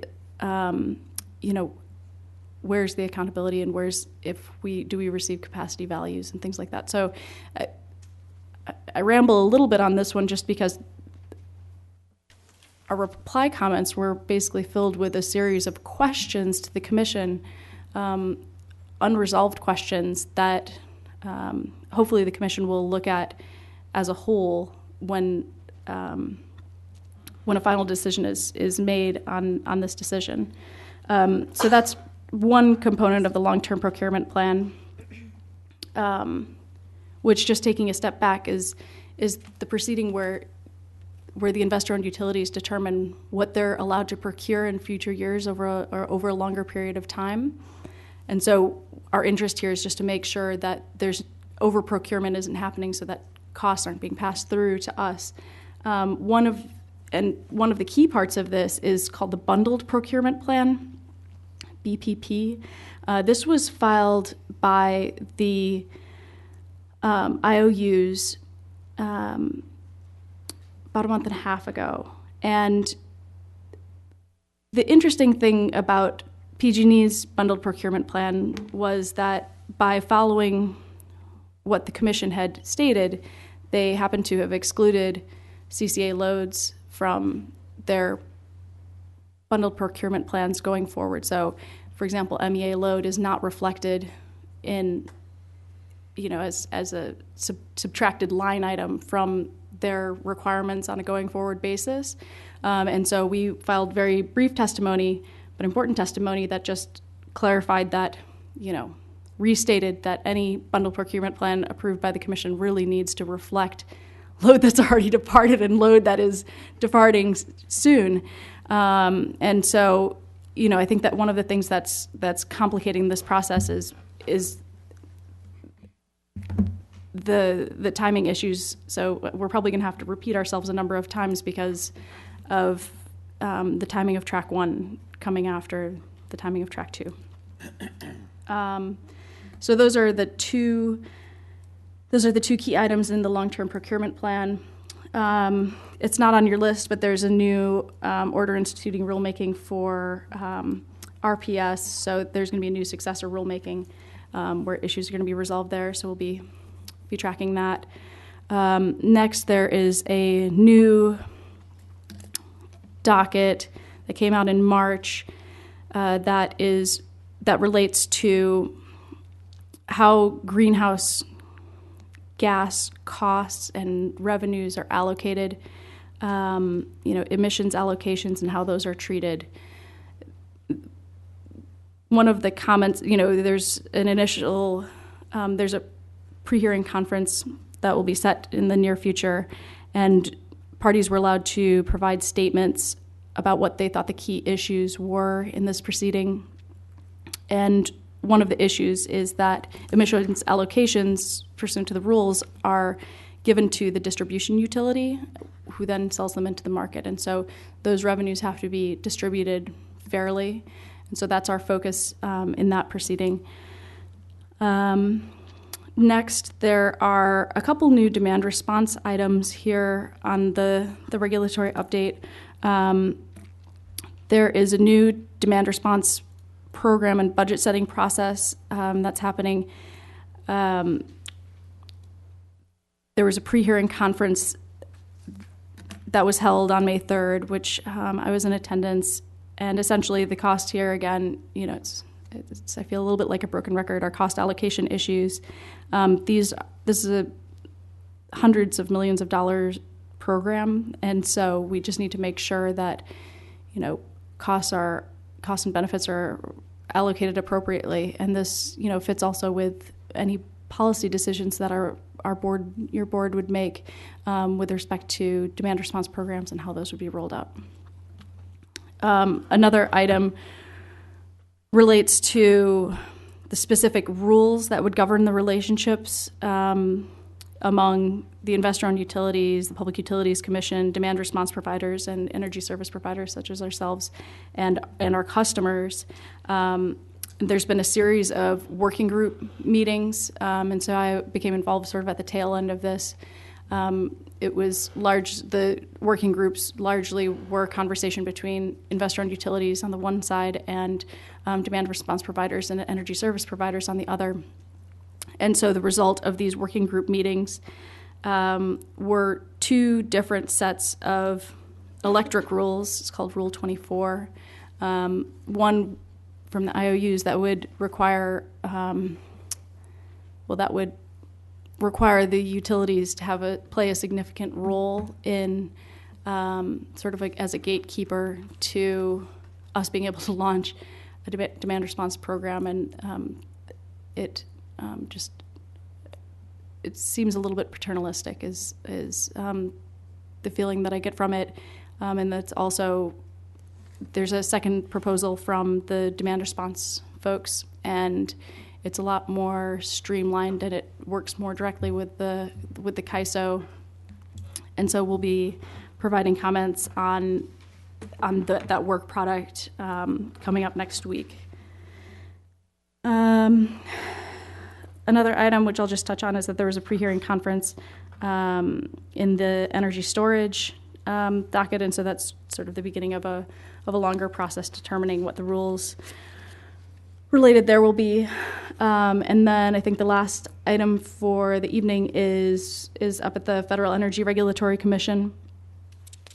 As I mentioned in last meeting, the the settling parties, which in this case are the investor-owned utilities and the qualifying facilities, the combined heat and power folks, filed an application at FERC that requested that, sort of pursuant to their settlement agreement, that they requested that their PURPA obligations be lifted, and PURPA stands for Public Utility Regulatory Policies Act. And basically they argued that the settlement creates a sufficiently liquid market that it's not necessary for PURPA to apply. We responded to that application stating that there wasn't a sufficiently liquid market for that to occur. And so we've received, the settling parties responded to our comments, and so there's still going to be, pending what FERC will be deciding. So I think that's generally it. If anybody has any questions. Thanks, Beth. Are you actually doing our FERC work as well? No, thank you. Yeah, I was going to say. Man, as if no, you don't that have enough to do. No, there was FERC Council that took a look at this, and so this also is being done as a consortium as well. And so Dan is the point person for this, but there was also input from FERC Council, and so.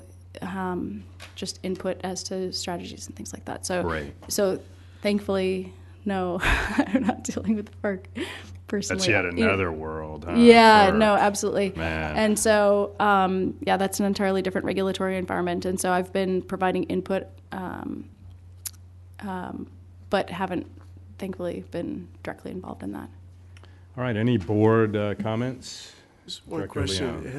Was it in a rate case where the PG&E was trying to move the cost recovery over to the, from the, in terms of it wasn't decommissioning nuclear plants, but there was some movement of cost from the generation side, from the distribution side into the generation side. Has there been any movement on that? I mean, I think there's a lot of, well, are you talking about the conservation incentive adjustment, which flattens the rate tiers? No, not the rate tiers. I did read I read that in it wasn't one of your documents in the and maybe I can just talk to you about it after the hearing. There was one thing you had briefed us on in earlier meetings about trying PG&E. Oh, yes. Okay. I think maybe you're talking about there's a solar equity facility where they're trying to make an investment in equity investment. Right. There hasn't been any movement on that docket. Okay. But if there is, I'll let you know. Okay, public comment on this item? Barbara, come on up. I wanted to say, adding to Beth's incredible Tour de force, some might say. As per usual. the greenhouse gas proceeding.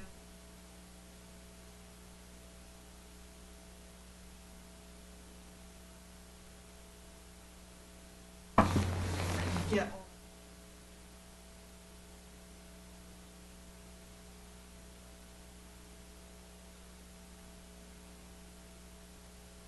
For how cap and trade would work, even though the cap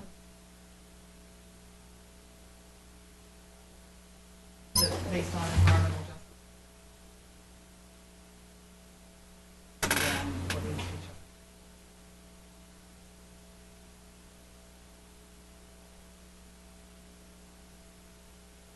Not a good thing, and the allocation from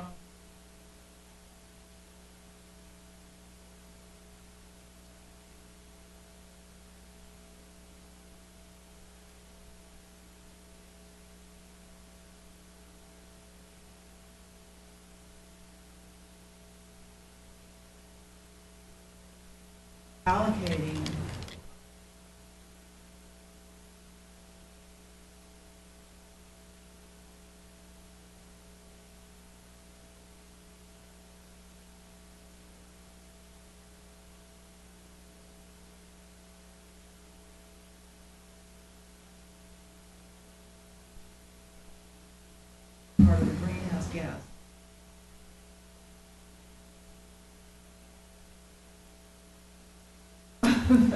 the proceeding are then allocated to energy. That's not clear. That's what they're going to decide in this proceeding. So essentially, utilities, if you have more options, then you can totally go with shifts. That's how we do it. So basically there's an allocation that's given to the distribution utility, so that is sort of PG&E operating as the distribution utility for our customers. They're going to sell those allocations into the market, and the revenues from that, how those revenues are allocated is in the California Public Utilities Commission court as to whether that goes towards rate reductions for distribution customers. So that would help our customers as well, and it would be really very fair across the board there, or it can be allocated towards energy efficiency programs, as Barbara noted in her filing. The last thing that would be helpful to us is to have it go through the same energy efficiency program, which right now is very much controlled by PG&E and is often used for marketing.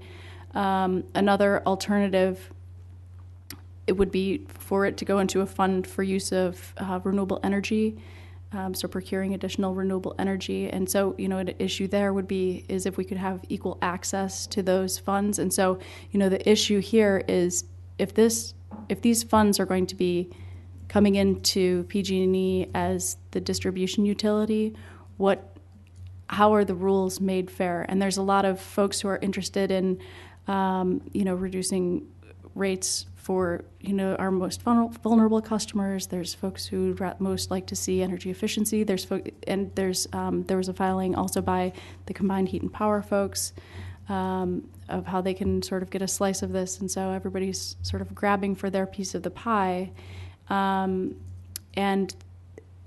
Another factor in this is not just that folks are grabbing for the piece of the pie, but, the commission's in the position of making a significant policy decision on the allocation of these revenues. And so it is unclear how it's going to play out, but obviously we'll be involved. Does that encapsulate your... The other thing is that there's another issue about the energy efficiency. All of the energy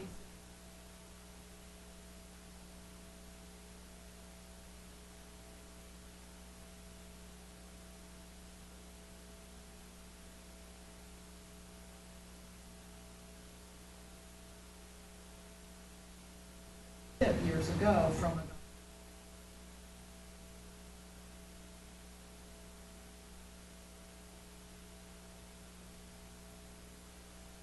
they've saved, and they're getting credit for all of this saving.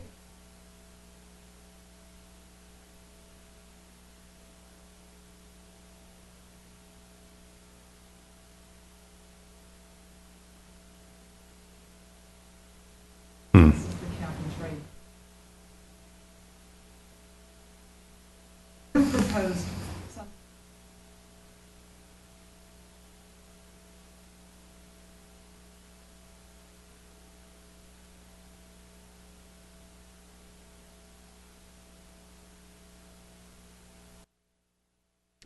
All right, well, thank you for your comments, Barbara. Thank you, as always, Beth. Great job. Stan, you're going to weigh in on this one? Yeah. Come on up. I had my first visit to the CPUC a few weeks ago. And for me and 50 to 69 other people there speaking out against nuclear at the CPUC, given a pretty strong message that we don't want nuclear. A minute, but I did mention American Clean Energy. They have, and the new renewable law in California that the utility is supposed to have, what? 33%. Yeah, and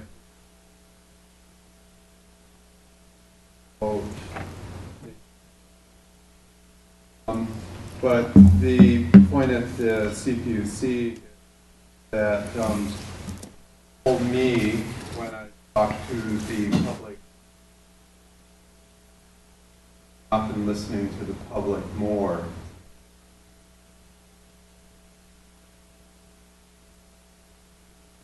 Factors at the CP.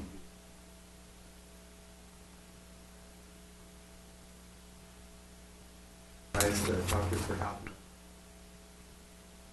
hour.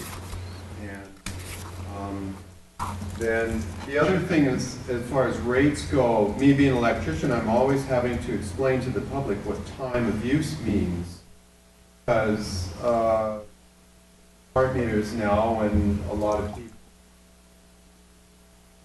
are aware that the rate can vary from really inexpensive electricity in the nights and weekends to up to 55 kilowatt hour for the highest in the afternoon.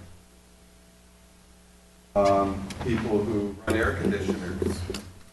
And so making a lot of businesses very vulnerable to big utility bills. And I wanted to try and put together some sort of if they're on a time of use, is lay off the energy consumption. Things like air conditioners, but there's a lot of washers and dryers, dishwashers, a lot of energy, and they're practically 1/5 the cost to run after 7 o'clock than to run at noon. Laundry after 7. And so kind of information was given to their customers, it would really relieve them. Because, for example, some of the people I know around here, and I can help them on they reduce their bill significantly.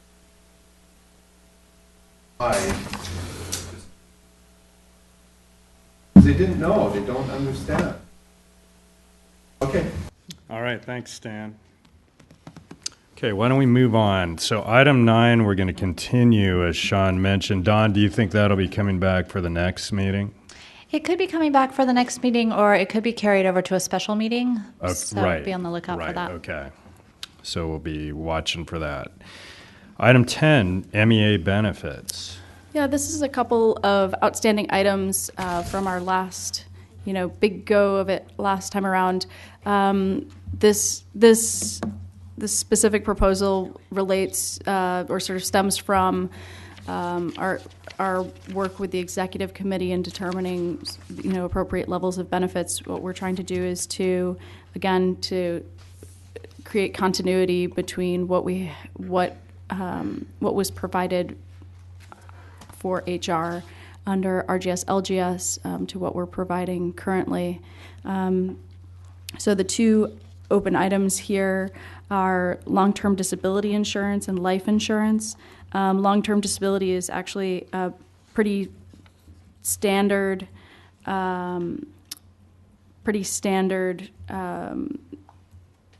product in the insurance market. And so it is usually set at 60% of an employee's salary is subject to a monthly benefit amount maximum, and that's sort of offset by other benefits you might receive from different government entities and programs. We got several quotes, and it's going to be about $170 per month. And I just inserted a little bit of information about, the tax nature of this. This was information that we received from the insurance broker regarding if an event were to occur where someone were to go on long-term disability, how you pay for the insurance premium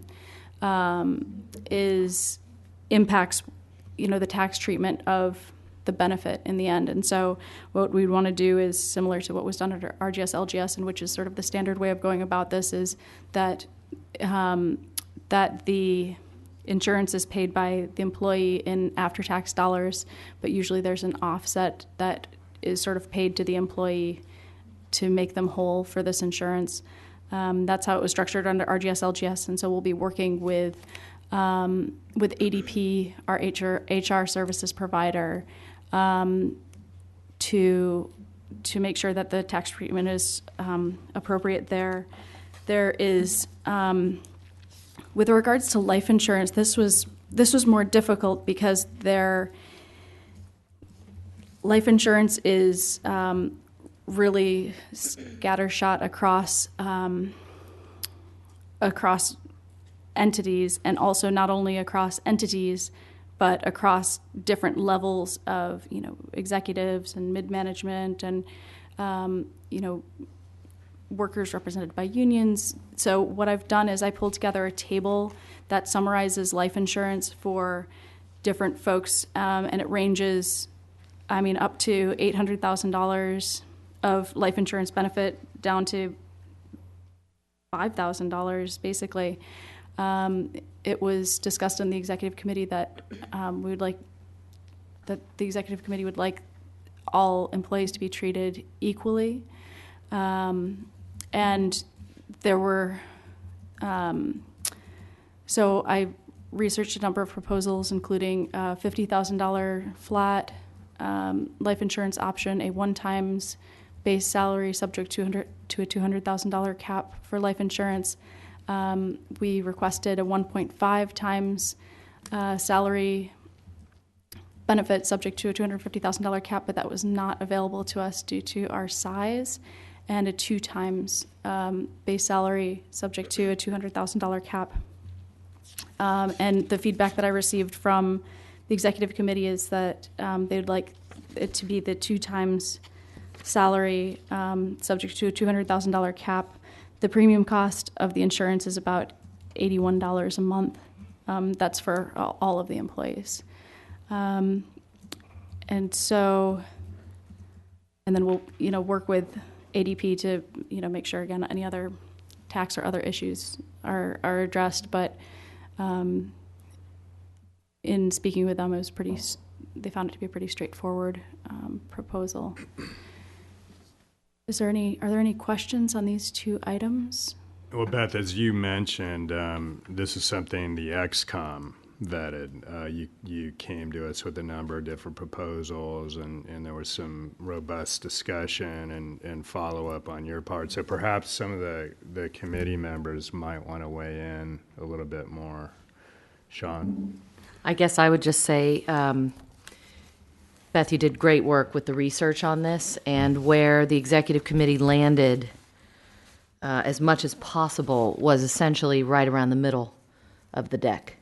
So we did not go for the Cadillac version, but neither did we go for the previously owned vehicle version. We landed, right in the middle, which I think is generally the culture that we're trying to pursue. So thanks for doing the homework and getting us very good rates. Thank you. And I guess it should be noted that I got rates from a wide range of providers, and things were pretty similar, although some folks were able to provide certain products that other insurance providers won't. So. And what's interesting is we didn't break it down by category of employee. Yeah, I think that is the most unique part of this policy. It really treats all employees the same. And that was a really strong sentiment that was felt by the executive committee, and it really is unusual when you look at breakdowns, and it really, this is my own personal opinion, but it really does treat a life like a life, and so thank you for your input. Not by title, exactly. Thanks for your work. Thanks. Any comments, questions? Any public comment? Okay. This is an action item. Do I have a motion to approve the proposed benefits? So moved. Second. Okay. Motion and second. All in favor, please say aye. Yes. Okay. Opposed? All right. Thank you.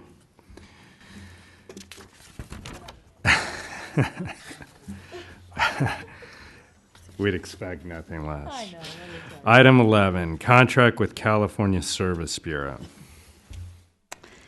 So I'll say a little bit about this. MEA is preparing to expand service to customers, and as we get ready for this expansion, it's a good time to look at establishing a contract with a collections agency to handle any longstanding unpaid balances, really on a going forward basis. And the thought here was to get something in place before we are at full rollout so that we can work out any kinks and make sure that we've automated processes in the right way so that they're working correctly.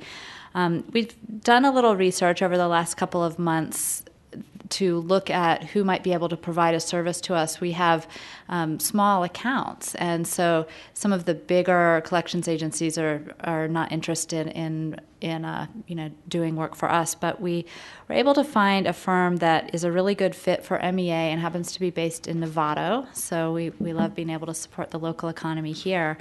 And they provide services to other agencies that have small accounts like we do. So what we have here is a proposed contract with them to begin services, and this would actually not be, we wouldn't begin service with them until the beginning of June. So that would give us a few weeks to work out the mechanics and kind of set it up in a way that makes sense for us and for them, figure out what processes can be automated and set thresholds. And it's likely that we'll be coming back to your board, well, first coming back to the executive committee and then to the board to kind of determine how we want the process to work and work out the mechanics of it a bit more. But the first step is to develop a relationship with this agency. And so we have before you a draft contract, and I'm happy to answer any questions. Director Leon. So even though PG&E is doing the billing, they won't do the collections only on their part of when it gets past a certain aging, it's up to you to get the money for your part of the bill? Well, it's actually a little bit better than that, and so that's why we haven't needed to do this for a while, because it's there's such a small subset of customers that this would actually apply to. So I'll explain the process a little bit more. PG&E does collect for customers, and if they receive partial payment, the rule is that they have to allocate proportionally that payment to us and to them, unless it's for old charges that would apply before we were serving the customer. So that process has been working just fine. But there are two scenarios where we might want to engage in collections. One is where the customer account closes, the customer completely moves out of the service area or doesn't establish a new account. And in some cases, when that happens, PG&E will send us a list. Every month we get a list of accounts that need to be written off, that they're writing off, they're not pursuing collections on the accounts, and they're just letting us know. And so at that time, we have to determine whether we want to write them off or pursue collections. Is that me? Okay. Up until this point, it's been a handful, 10 to 15 a month, mostly very small amounts, often in the low hundreds. So it hasn't been a big issue, but it's a great kind of sign to kind of give us a sense of what it's going to be once we multiply the number of customers that we're serving. A couple of the accounts that have had to be written off are for significant amounts, and so we've kind of held on to those, thinking we might want to collect on them at some point. The other scenario where we could pursue collections but may not want to, and this is something that we'll be bringing to the committee and the board later to decide, is really looking at if we want to have a threshold in our aging reports. We do receive monthly aging reports, and so when we hit customers that are 60 days out, 90 days out, 120 days out, we do have a system now in place where customers that are 90 days past due receive a letter from us letting them know that they need to make payment, or their service with us will be terminated and they'll be reverted back to PG&E. We have been following that process that was set up when we began serving customers. We have not been pursuing collections on those customers, but that's something that we could consider doing on a going forward basis. Okay. Any further comment, discussion? Any members of the public? Okay, this also requires a motion. I'll move it with just a quick comment to say, this is one of those things that you don't really ever want to have to deal with, but it is a necessary evil for running a business. And so with that, I will make a motion that we approve the contract with California Services Bureau. Second it. Any opposition? That matter carries. Oh, nice. Different way to. Mixing it up a little bit. You might add You're a that pro, Damon. California Service Bureau is an envelope you never want to open. We're not even going to ask how you know that, Ford.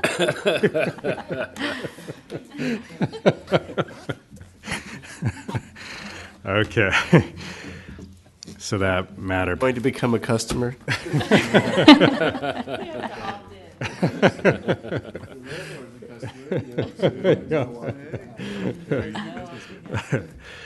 Okay, finally,